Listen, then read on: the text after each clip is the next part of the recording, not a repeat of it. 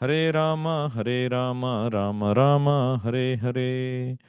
Om Namo Bhagavate Vasudevaya. Om Namo Bhagavate Vasudevaya. Om Namo Bhagavate Vasudevaya. Hare Krishna, Bhagavad Gita as it is, chapter 8, text 5. अंतकाले च माम् एव स्मरन् मुक्त्वा कलेवरं यः प्रयाति समद्भावं याति नास्ति अत्र संशयः. So here Krishna starts to answer the last question of Arjuna, which is Prayana kale cha katham gneyosi niyatatmabhihi. At the time of death, how I can understand you, how I can know you. And now Krishna is answering that. He goes into detail in the next few verses, which will unwind many other concepts in this chapter. But in this verse, he categorically summarizes, O Arjuna, Antakale. Antakale means at the time of death. Antakale cha mameva smaran. Only by remembering me, mameva smaran, muktva kalevaram. If you give up your body, yah prayati, one who travels, yah prayati, saha madbhavam yati. That person, madbhavam yati, he attains my bhava, my nature. Atra samshayaha, na asti atra samshayaha. In this matter, there is no doubt. Prabhupada translates this as, and whoever at the time of death quits his body, remembering me alone, at once attains my nature. Of this, there is no doubt. So Prabhupada mentions in this purport the importance of smaran. Smaran, the word Krishna used is smaran. Smaran means remembering. And Prabhupada mentions remembrance of Krishna is not possible for the impure soul who has not practiced Krishna consciousness in devotional service. I remember in my college days, when I was attending these classes on Bhagavad Gita, I would come back and I would tell my friends about the importance of Krishna consciousness, and then they would ask me, what is the purpose of all of this? And then I would tell, oh, if you remember Krishna at the time of death, you'll go back to home, back to Godhead, where you don't have any miseries of material existence and all of that. And then one of them would say, then why you have to undergo so many troubles now? Just remember Krishna at the time of death. Why do you have to do so many things now? You're not eating some things, you're not coming some places, you're doing something, going there and hearing and serving and doing all these kind of things. You're foregoing so much of enjoyment. And if it is just remembering Krishna at the time of death, why don't you just do that? So that's what Prabhupada answers in this purport. Remembrance of Krishna is not possible for the impure soul who has not practiced Krishna consciousness in devotional service. This is important. If you have not practiced Krishna consciousness in devotional service, it is very difficult. Like Prabhupada used to say, this parrot, it keeps on, you can train the parrot, isn't it? You can train the parrot to say anything. It can talk also. And you can train the parrot to chant Hare Krishna mantra. It can repeat Krishna, Hare Krishna, Hare Krishna, Hare Krishna, Krishna Krishna, Hare Hare, Hare Rama, Rama Rama, Hare Hare. But when its enemy comes and catches its neck to eat it, then the parrot cow, cow, cow. The only thing it remembers is to shout and scream. Krishna does not come because it is just mechanical. Whatever you are saying, he's repeating. He doesn't understand, nor he wants to practice voluntarily with love and devotion. That's not his intent. So, what to speak of those who don't even practice and want to remember Krishna at the time of death? The next day only they will forget such a concept exists. Because this material world, every moment we are surrounded by Maya. That is why if you don't associate with devotees, if you don't place yourself in Krishna conscious atmosphere, this material whirlpool will just drown you in this material ocean. Miche mayar vashe, yacho bheshe, khacho ha budu bu bhai. Bhaktivinoda Thakur says, this we are being vasha by Maya. We are under subjugation by Maya. Mayar vashe yacho bhishe khacho ha budu bu bhai. Means it is like we are thrown into this ocean which has lot of waves and whirlpools, and we are just being tossed around helplessly. That is our situation. It is just like anybody who swims, who learned swimming, can testify to this. You know, the teacher tells you so many things. Hey, you need to, when you get into the pool, you need to make yourself, your body has to be very straight, just like a log of wood. And you know, you have to move your body like this and flap your hands like this. And you would have seen a lot of videos and studied a lot of textbooks. The moment you are thrown into the water, everything is forgotten, isn't it? The only thing you are remembering is, oh my God, I'm going to drown. And how do I get up? That's the last thing you need to do to make yourself vertical. And you're going to drown even more. But that's your instinct, isn't it? So, likewise, learning about Krishna in theory is not going to be much useful. Of course, Krishna will give you some brownie points for that. But practicing devotional service in the association of devotees and learning and failing, learning, failing, again progressing, getting our impurities purified, that is what helps us become perfect. Otherwise, we cannot remember Krishna. And then Prabhupada mentions to remember Krishna, one should chant the Maha Mantra, Hare Krishna, Krishna Krishna, Hare Hare, Hare Rama, Rama Rama, Hare Hare, incessantly following in the footsteps of Lord Chaitanya, being more tolerant than the tree, humbler than the grass, and offering all respect to others without requiring respect in return. In such a way, one will be able to depart from the body successfully, remembering Krishna, and so attain the supreme goal. So, while chanting Hare Krishna mantra, Chaitanya Mahaprabhu mentioned one important principle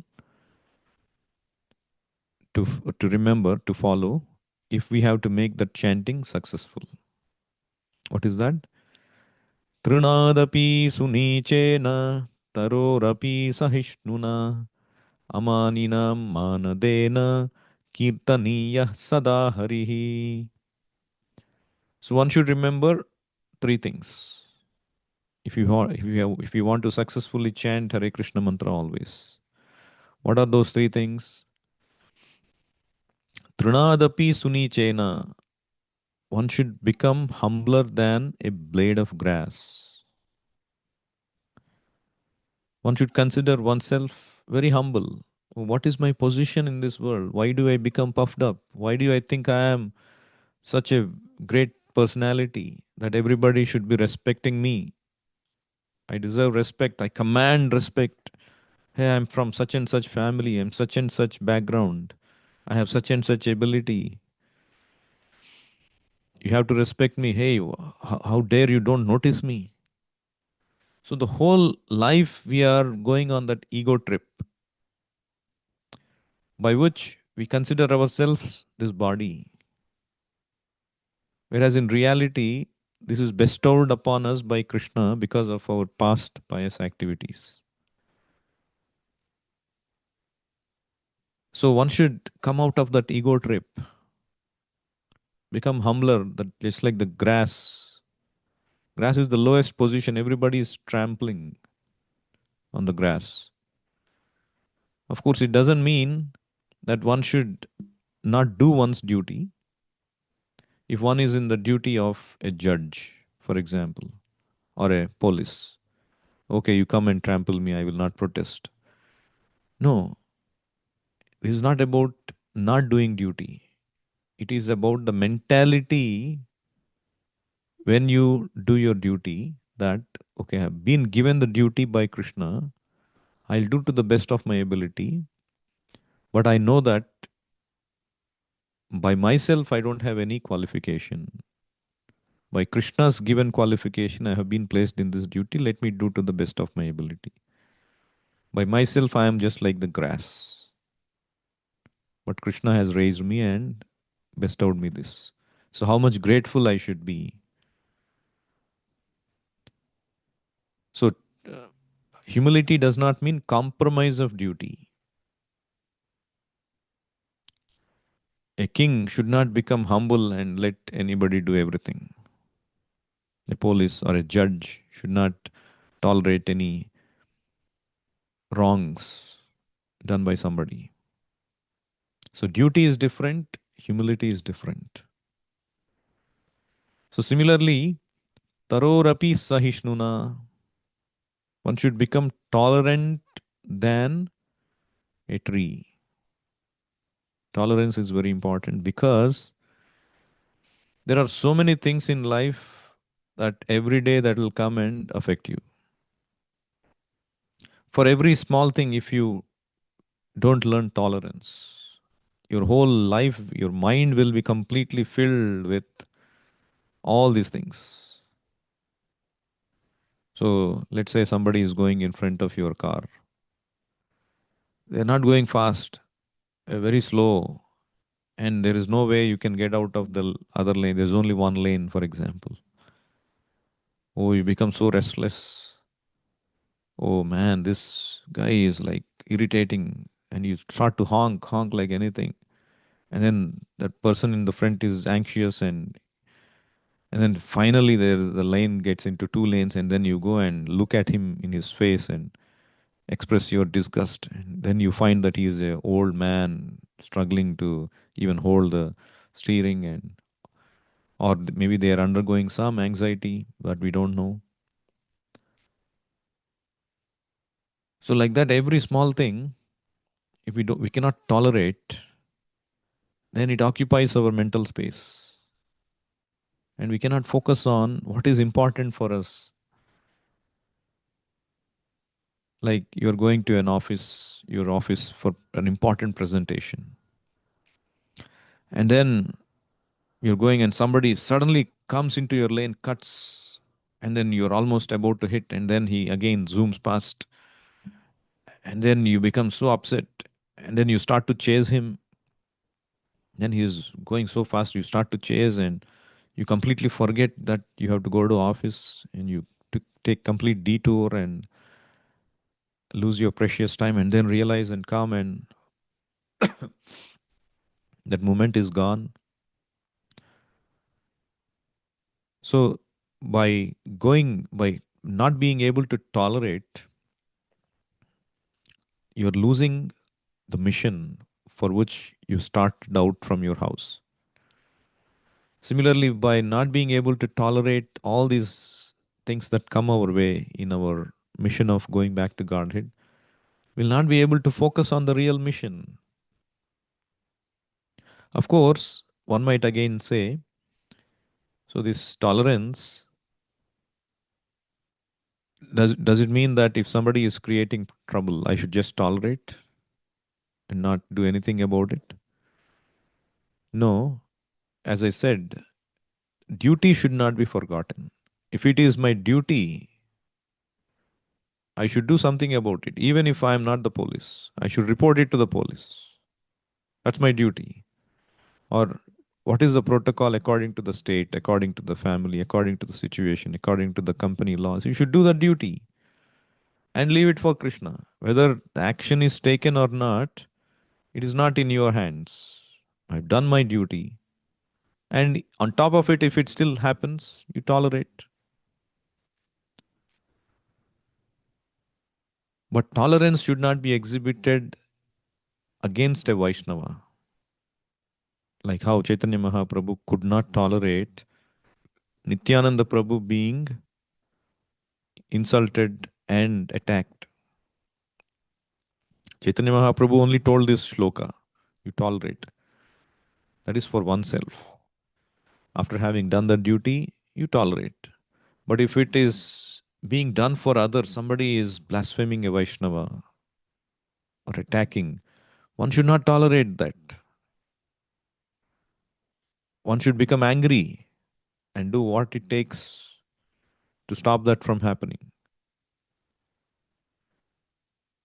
Kama Krishna Karmarpane Krodha Bhakta Dveshi Jane. Our kama means our desires for sense gratification.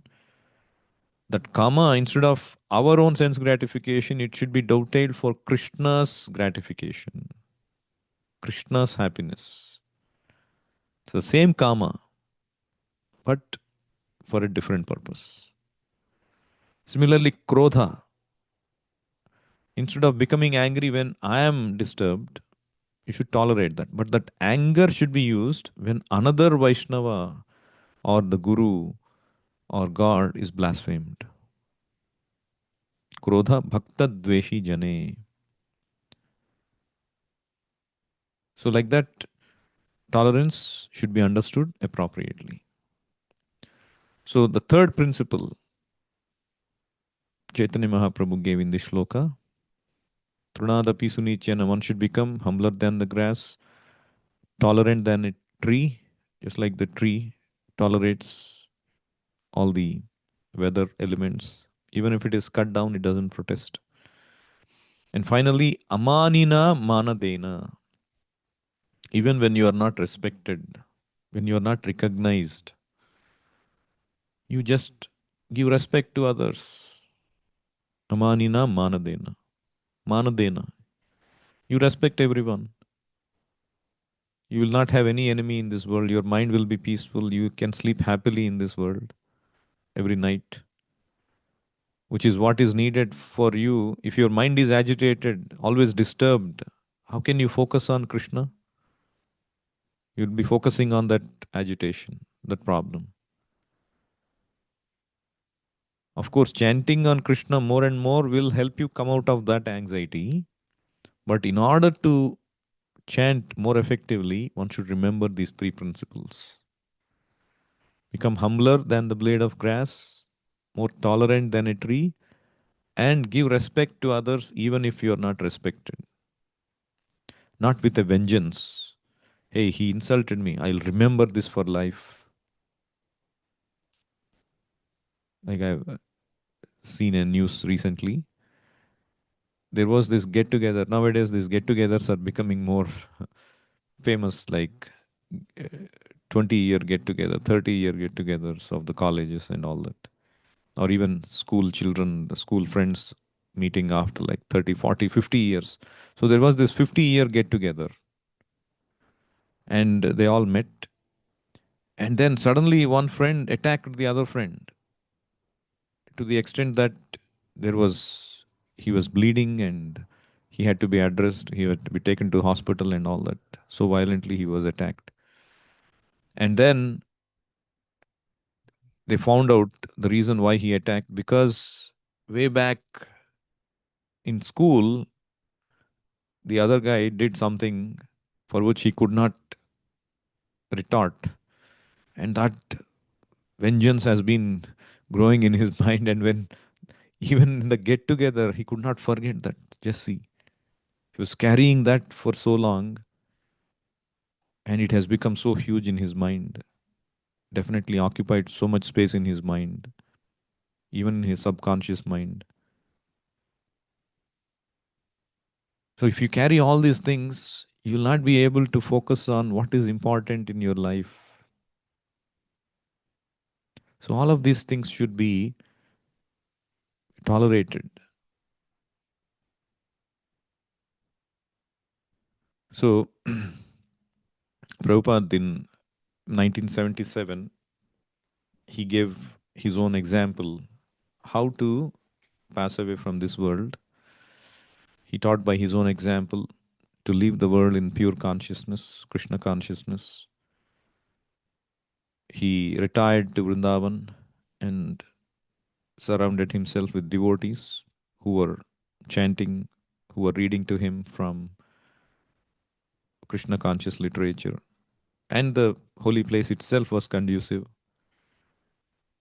And that atmosphere where the disciples were singing songs of the Lord and reading books.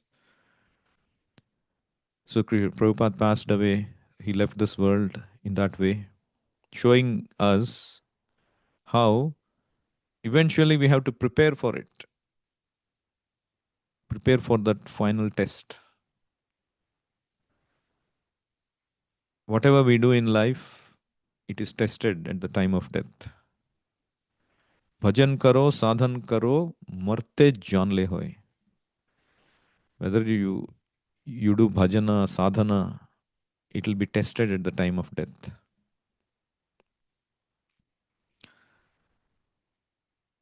So there was this devotee in 1970s.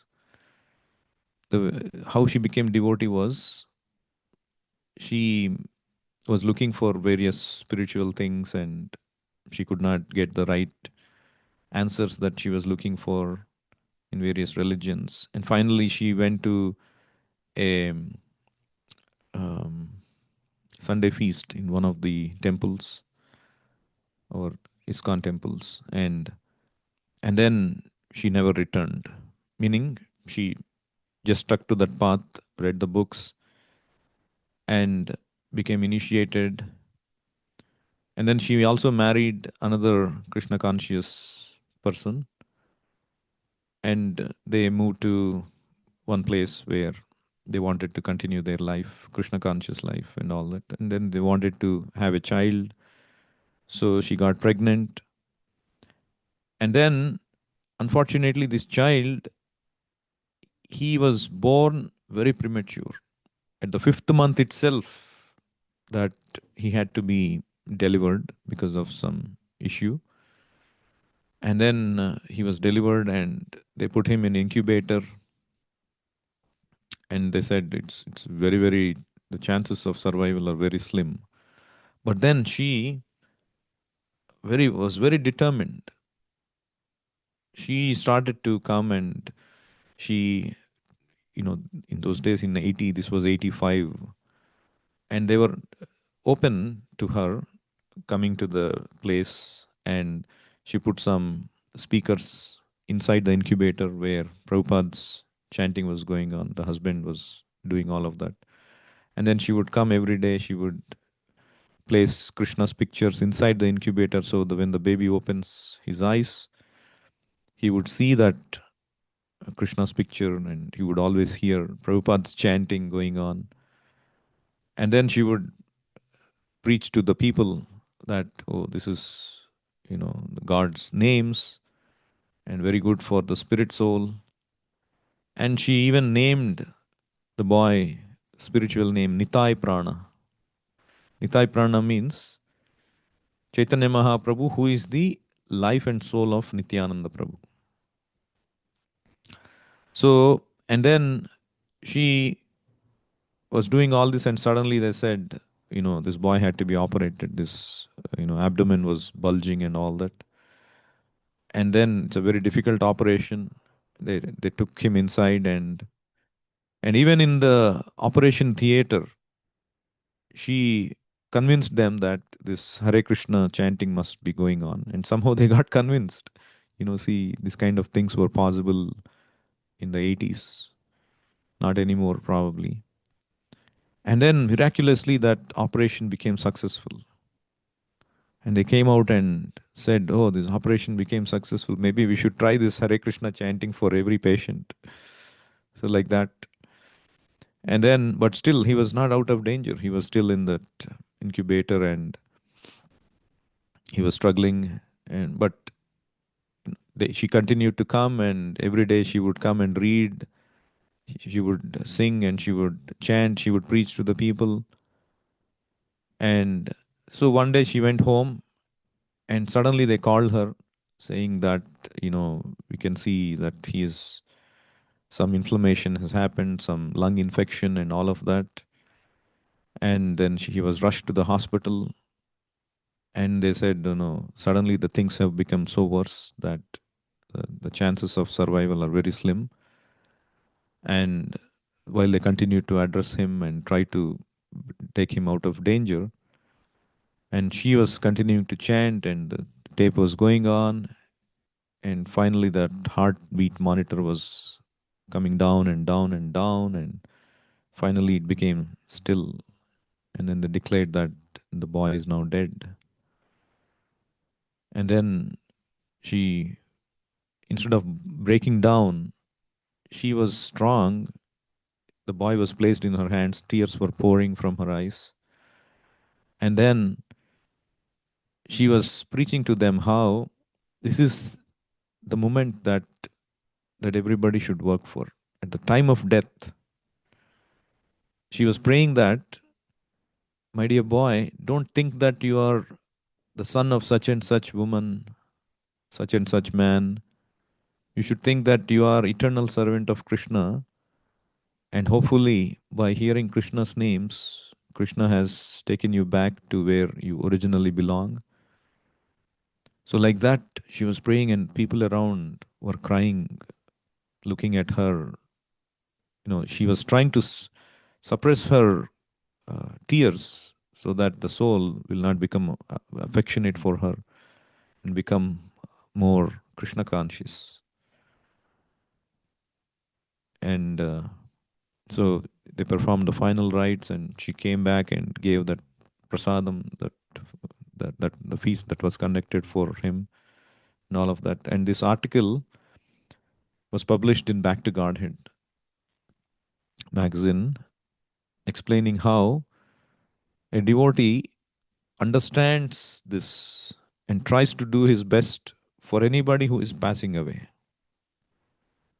at the time of death. Because that's the most important moment. That's the most important help one can ever do to a person. And of course, that's not in our hands. Usually, we will be helpless at the time of death. And there has to be Krishna's blessing also by dint of our practices. By dint of our serious practice, Krishna has to help us. So we qualify ourselves by sincere practice, and Krishna will reciprocate based on our practice and our eagerness to go back to Godhead. So that's what the sadhana bhakti, we keep showing our eagerness, our intent, our practice. So Krishna reciprocates and gives us the opportunity to remember him at the time of death. I'll stop here. Any questions or comments anyone has?